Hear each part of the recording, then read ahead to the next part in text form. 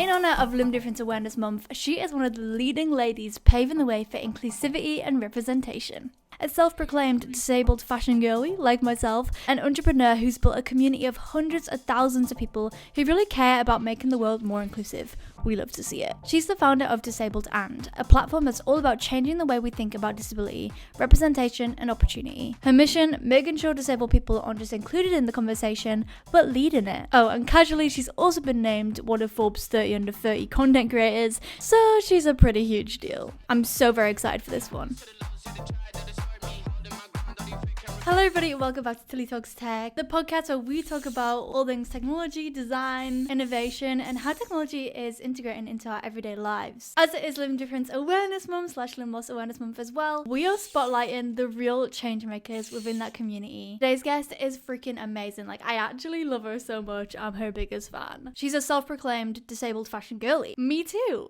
We're talking fashion, disability, business, confidence, and of course, tech. Please welcome to the podcast, Miss April Lockhart. Hello April, welcome to Tilly Talks Tech. Thank you so much for taking the time to talk to me. I am so excited to finally meet you. How are you doing? This feels so overdue. I'm stoked. I am doing great. To get us into it, what does fashion mean to you? I think fashion, I was just talking about this the other day actually with I went to the Paralympics a month ago and met another young girl. She was 19, Audrey Crowley, who also has a limb difference, similar arm.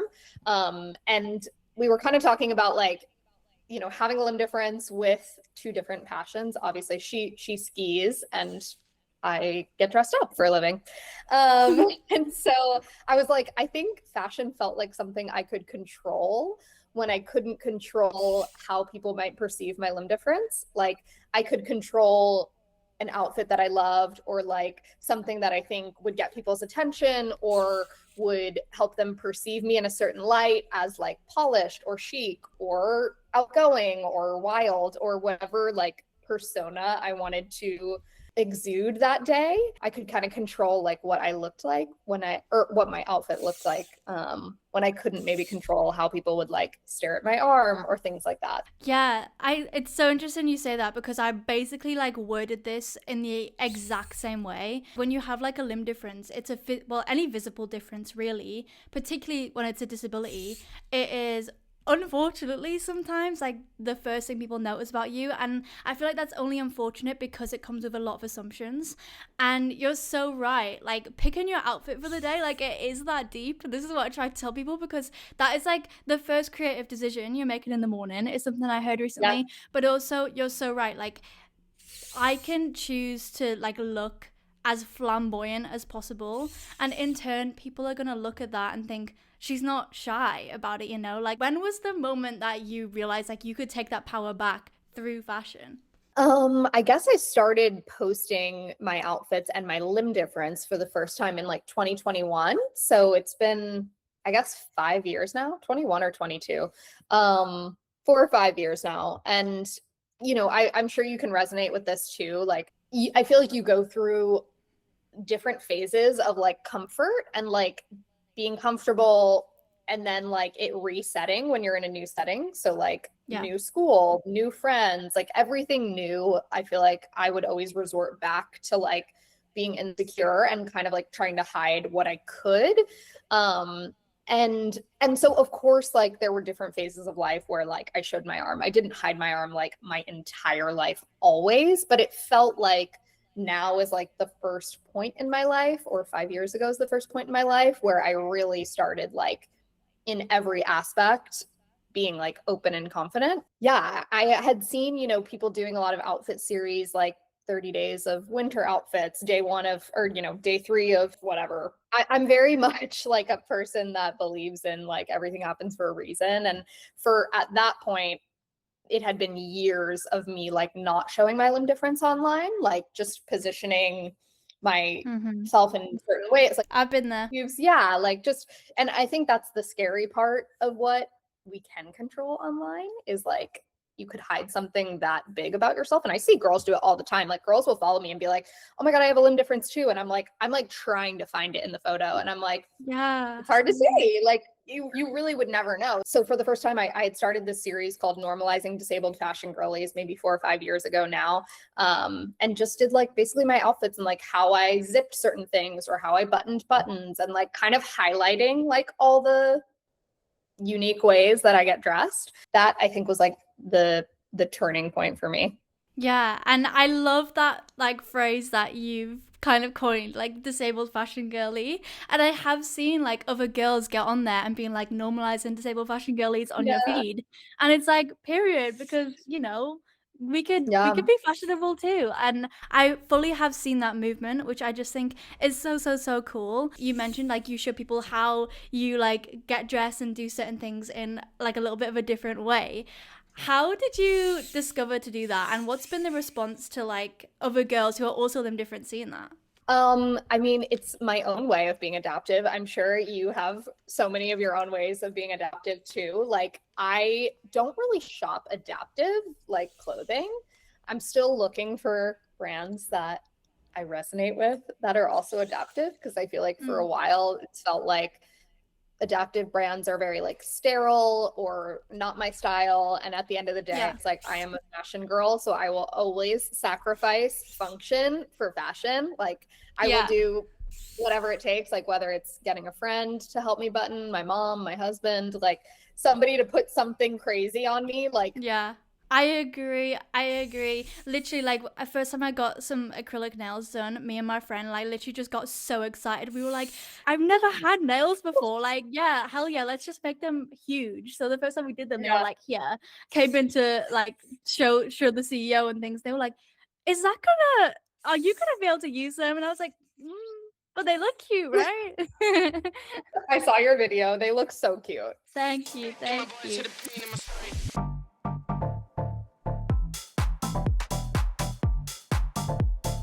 Do get what you're saying about like the adaptive things. Like sometimes it feels like we are gonna pick adaptive or we're gonna pick cute and chic. And I would love Yeah. to see that intertwine a little bit more. How do you see like adaptive fashion brands and like adaptive fashion in general sort of like evolving in the next sort of like 10 years or so? What would you like to see? I think just seeing like brands that already exist like start to think about their pieces a bit more universally. Like there are so many pieces that I have. There are features of normal design that are inherently inclusive, like, Mm, wider necklines or Velcro or magnets, like things that already exist too. I think even zippers like can be pretty adaptive versus like buttons are hard, like, but these features are like helpful for everyone. I think that's the part that we're all sort of coming around to now is like adaptive or inclusive or universal is really for everyone. It's like, you know, as we age too, like our normal hands, like, people get arthritis or like just have less mobility, like things become harder. So all of these features, like a dress that I could slip on over my head is like easy for me. It's easy for my mom. It's easy for my friend who has zero disability, who's totally able-bodied. Like it's just picking features that are more universal. So I think that's like the way I see it going. And we'll see if like adaptive brands, like inherently like fully adaptive brands ever like break through. I think it's like at the end of the day, like they always have to lead with the design and fashion of it, like the mhm. style. Yeah. And then I feel like there are some of these brands now that are starting to be like that's like a byline. I don't think it can be like the headline. And maybe that's Mm, like a hot take, but I think it's like it has to be a cool brand and then part of like their ethos is like mhm. we design products that are universal. Yeah, and it's like it's so true. Like even if it's not adaptive fashion, I feel like we as fashion girly individuals, like we adapt ourselves to be able to wear the pieces because it's like I don't want to sacrifice wearing that beautiful ball gown with like a corset tie up, which is going to be a nightmare to do just because, I'm missing the hands to be able to do it. Like we really do find our way around that. But you're so right. Like it's like a larger population that would benefit from clothing being a bit easier. You know what I Yeah. mean? In terms of like fashion and like runways, like fashion week and like the representation we see on catwalks or sometimes we don't see on catwalks, do you think the fashion industry is moving forward at all with disability representation or do you think it's still like surface level? I'm sure you also have plenty of friends in this space. Like, I Mm-hmm. think the resounding feedback from my friends in the disability community are that like we've kind of gone backwards a bit the last few years. Mm-hmm. Like, in 2022, 2023, when there was this like demand for inclusion, I think brands started to show up and started to include. This is not to say all brands, because I think there are still a lot of brands that are moving forward, but I think in general, especially in high fashion, like right now there's this kind of like unfortunate backtrack to like 90s skinny talk, like heroin chic, and people are like, there's so many people that now are on like GLP-1s that are getting like frighteningly thin. And so I think along with that, it's just like it's starting to feel like a less inclusive industry in like high fashion. So, Mm-hmm. I think I have hopes that like we turn it around, because I think there's such a love when people see themselves represented. And I think Yeah. there's certain places that have started to like demand this a bit more. Even Victoria's Secret, I think like their last show, like it was not perfect by any means, and unfortunately there was no disability representation, but I do think like size inclusive wise, like we've started to see them like really become more inclusive. Yeah. But in terms of disability, yeah, I feel like there's still a ways to go. And now it's like, just because people aren't screaming it, like the brands feel like there's like less pressure maybe. And my approach is never like cancel culture and never like pressuring brands, but Mm-hmm. of course it's disappointing, and we want to see more of it. Yeah, like how amazing would that be to see like a limb different body like walking down the catwalk? I think that would be so Yeah. epic. There's at least like 10 girls I feel like on social media who I'm like I could see them walking that catwalk. Do you know what I mean? Yeah. And I feel like the more that we're all posting about it, it's like getting that out there, letting people see the vision because it's not difficult to see. Yeah, and it's been cool. I've gone to Copenhagen Fashion Week twice now.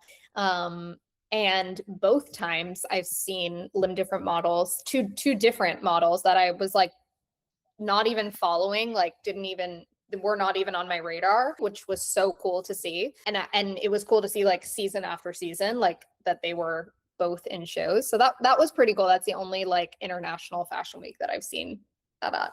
Yeah, I think I saw that on your social media as well, and like that got me so excited. Like all Yeah. all all forms of visible differences as well. Like I've been seeing that at like Paris Yep. Fashion Week, but yeah, like I feel like something like London, like in England and Mhm. other things like that, we kind of reached a peak and it's come back down again. But we wanna keep up because everybody deserves to Yeah. see themselves rocking it, and people do rock it. So give them the platform. Do you know what I mean?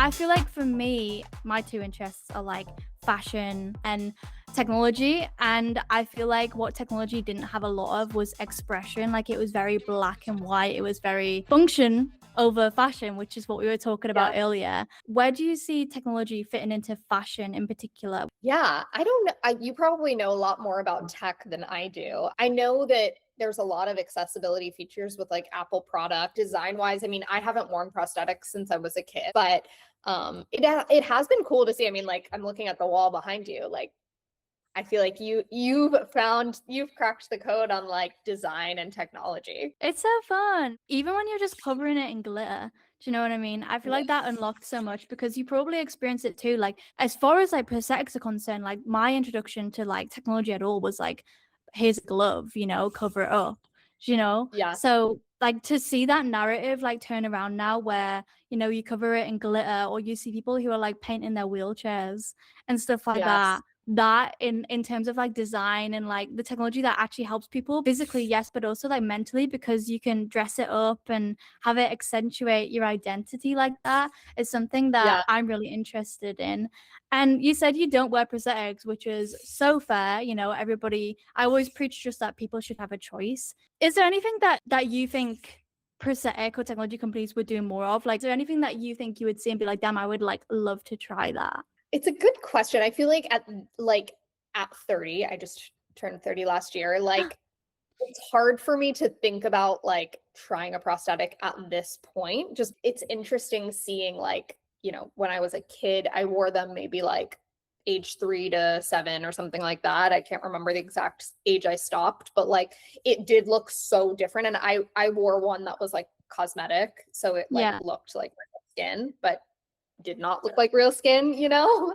And so I think like I thought by now maybe we would have evolved a bit further, like into things that like really look so real. Would you want them to be like really realistic and like I that? don't know. I think like I get I don't know what I guess I would want, but I've never like gravitated towards it, but I also think like it is so cool to see like, you know, like your arms are like amazing and so like cool, and I think that like highlights it in a way that kind of like probably takes the power back. Yeah, for me it was like that big mental sort of hurdle of like being told, Yeah. given a glove before anything, and just being like, we're like, oh, what does it do? And they were like, oh no, you just stick it on the end to make it look more normal in public. Like that is genuinely the Yeah. response you get. And when your like frontal lobe is developing and this is what you're being told, it's like, ah, like it Yeah. makes you want to scream, you know? So like that's kind of Yeah. been like my angle into fashion, things like that. It's like I'm gonna take this thing that people have told me I need to basically hide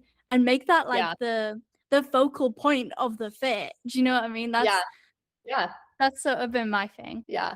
And there's this really cool like designer that I just stumbled upon called Destiny Pinto. Have you seen Yes, her? I know her. I do know her. Yeah. Oh, okay, cool. Yeah, like she obviously she doesn't do prosthetics, but she does like ostomy bags and purses. But her stuff is so cool too. Like I think, you know, designing things in a really fashionable way is like something we haven't had. Yeah. It's like designing it in a fashionable way. It's also adaptive. It's also like changing these people's lives because, you know, they Yeah, feel empowered to wear it rather than, oh, this is this thing and it's so defining. Like I always say, let's not only like embrace it, but accentuate it because yeah. like it's that beautiful difference about you. Do you kind of like, do you try and like wear things that allow your limb difference to stand out, or is it very much more about the fashion? Because I feel like that's another conversation where it's like sometimes you just want to wear a cool outfit and you don't want your limb difference to be like the thing that's making people go like wow, like you just have a cool style. Do you know what I mean? Like Yeah. is that ever something that's been present in your life where you're like, I wish we could just talk about outfit? Yeah, I think I definitely am more mindful about showing it now. Also, it's like part of my platform. But I think I've just like become more used to like, you know, especially if I'm doing an event for disabled and or something, like especially if I'm going to be around kids, like I try to purposefully wear like short sleeves or, you know, or sleeveless or something, or like make sure my sleeve is rolled. Like now I'm so much more comfortable, and I also like think it's super important that they see that I'm more comfortable or comfortable period, so that they feel comfortable. One thing that I love from you is disabled and you mentioned it there.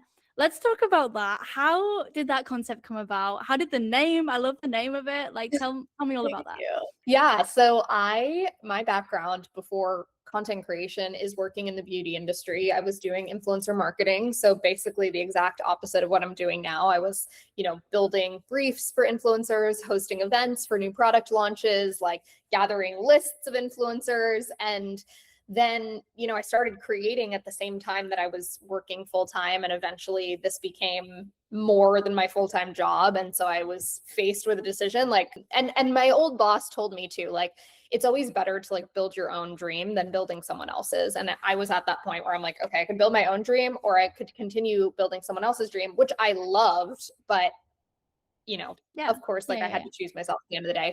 So all of a sudden overnight, I'm sure you can relate, like this is a super isolating job. You're like filming, talking to a camera all day Yeah. and no one's actually around.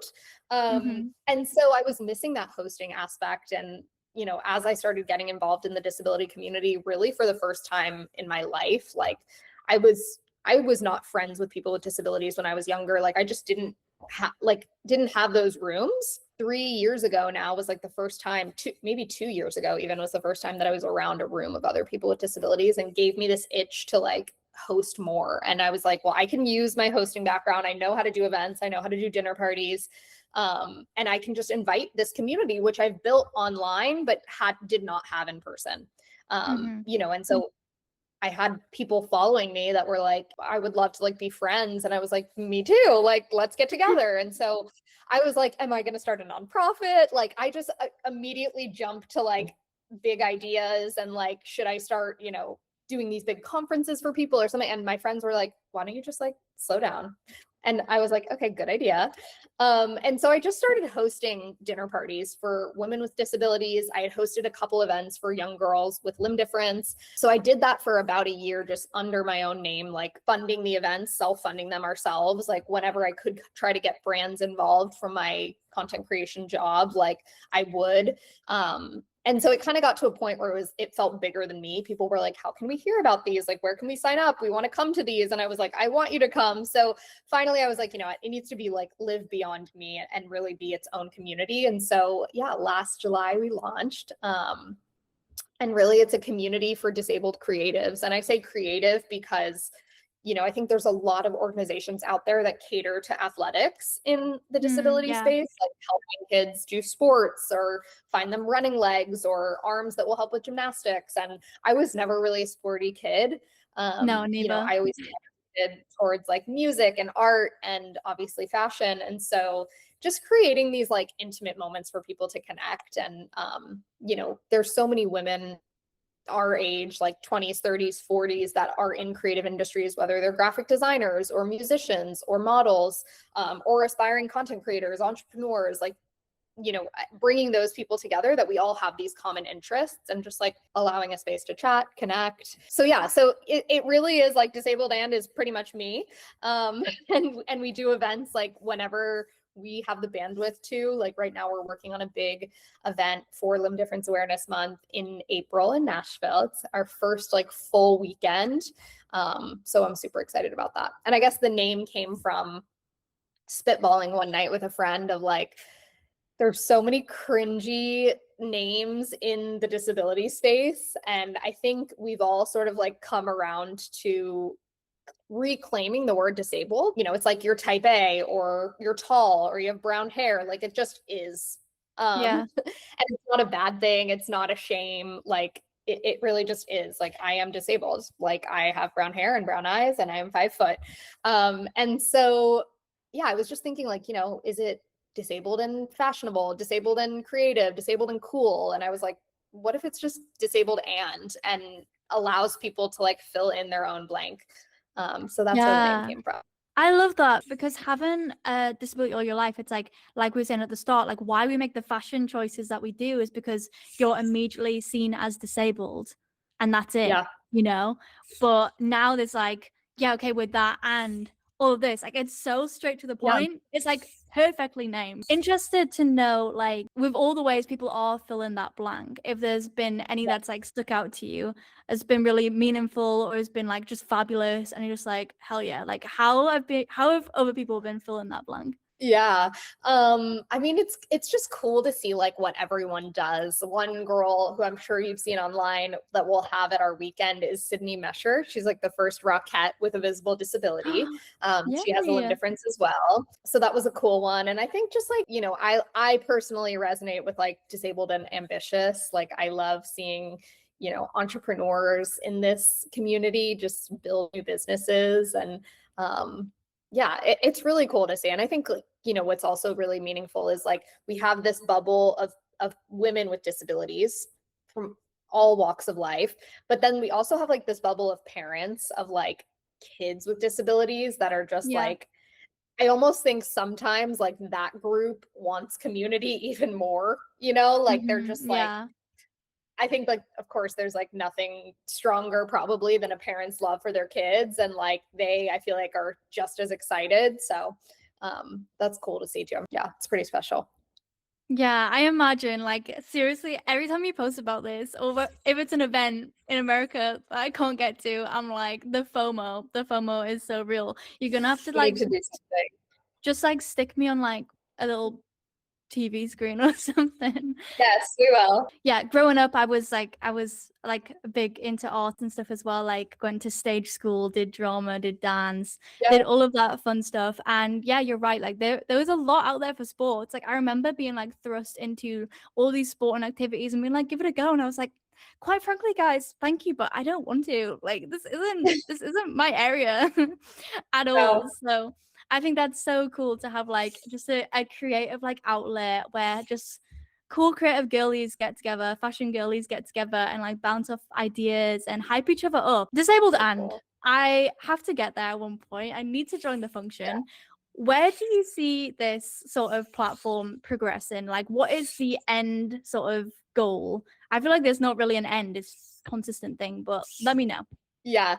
I think I have ideas for sure, but also I'm such a like day by day, month by month person. Sometimes it's hard Yeah. for me to like pick my head up and think like what is the 5-year vision? But I think Yeah. there's a lot of potential for it to turn into like some kind of multimedia platform. Like I think the community is so special and valuable, and honestly it's grown so much faster than I like would have thought. I thought we were going to launch and have like 600 followers on Instagram. Like we just surpassed 20K. And with pretty much like little to no effort. I mean, we put a lot of effort into the launch, and like we did this incredible launch shoot, which I'm so proud of, with like an incredible cast who is my friends, and website, and like the first few events. And now it's just like event by event, like what we can do. And we're obviously putting so much into this full weekend because it's our first like biggest Hmm. itinerary. And then from there, like continued dinner parties, like eventually long term, I'd love to do like a bigger, like, summit or conference or something for like women our age. And then, who knows, like, Yeah. I mean, it's so exciting. And like I said, I feel like it's like it feels quite niche, but like we are that niche, like we still exist just because it's like a minority. I think it's so cool and I definitely can't wait for it to grow.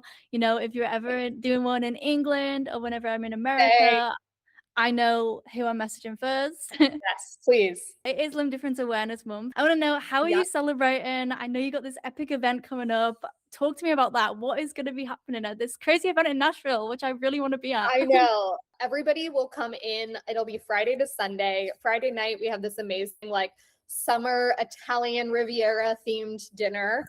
We're working with a brand, Brahmi. It's like a pasta brand. So we're super Fun. excited about that summer Tennessee dinner party for parents and the kid. That night, we'll make pasta necklaces, and have some other like fun surprises. And I think something that was really important for me throughout the weekend is having like older girls or women with limb differences too, like placed throughout. So a good friend of mine here, Ryan Page, she's going to be singing. She's a musician.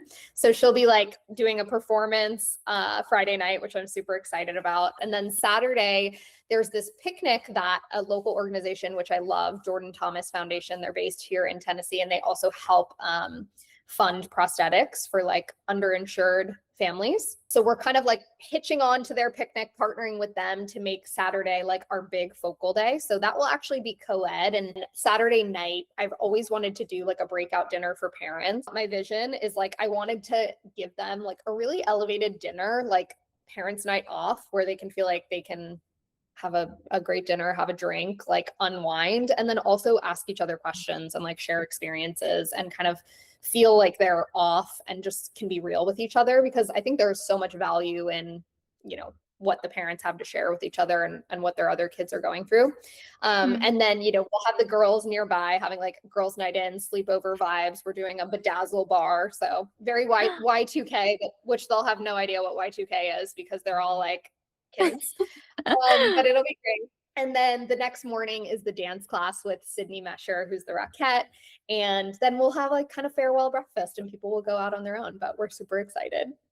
Oh my God, I love that. That actually sounds like the best weekend ever. That I hope sounds so so. good. Is that like a ticketed thing or could like anybody come? It's a ticketed thing, but we also have sponsored tickets. So thankfully, like one of the brands that I work with, shout out to Nivea. I'm sure you have Nivea also in the UK, Yeah. has like super generously donated some tickets. So we have some, if families like can't make it, we have some sponsored tickets. So yeah, we have a few more left, and would love to like have people be able to come. Oh my god, that's so exciting. People need to swipe them up now before I decide I'm gonna fly to Nashville and take the last Yes. couple. Literally. Thank you so much for taking the time to talk to me. I've had so much fun. Last little bonus question. In honor of Limb Difference Awareness Month, if anybody is listening who, is limb different and are in one of those phases of life where they are rolling down their sleeves and they maybe don't see themselves fitting in where they want to be, what advice would you give to somebody who's feeling like, yeah, they don't belong in this space where their heart is like saying, I really want to be in this space though? Yeah, I think my life opened up when I started showing my arm. And so I think just like on the other side of a really hard, like uncomfortable phase is like so much joy and peace and safety. And I think also finding the right people. Like I think I was so resistant to find community and, be friends with other people who had limb differences um that held me back for a long time. And so I think embracing those people, especially in person, like leaning into it, made me so much more comfortable. Like that really, like I took that to heart. And that's been the biggest thing, is like finding people in person and knowing that like on the other side of insecurity is like a whole world of opportunities. Yeah, I love that. For anybody who is listening to this and thinks you're as amazing as I do, where can we follow you on social media? Where can we find Disabled? And how do we keep up to date with what's going on in April's world? Pretty much April Lockhart on all platforms. And yeah, Disabled And on Instagram. Our website is also disabledandand.com. It's pretty straightforward. Guys, you have to follow her. She is so fun. And like even before I followed you, you're like all over my For You page all the time, which I'm just like so good to see. I love it. Thank you so much, April. I wish you all the best of luck in your planning for this event coming up very, very soon. I hope it all goes amazingly well, and I can't wait to watch it all unfold on the internet until I get there in person. Me too. Thank you, Tilly. This was great. Thank you. Bye. Bye. Oh my goodness, she is so fab. What a person to get on during Limb Difference Awareness Month, or any month for that matter. Like, she's an icon, but I just think what she's doing is like so inspiring. Like, she's literally created this whole community which like legit never existed. Like, creative, correct me if I'm wrong in the comments, but I really, like she said, I feel like there was a lot to do with sports and less for creative people.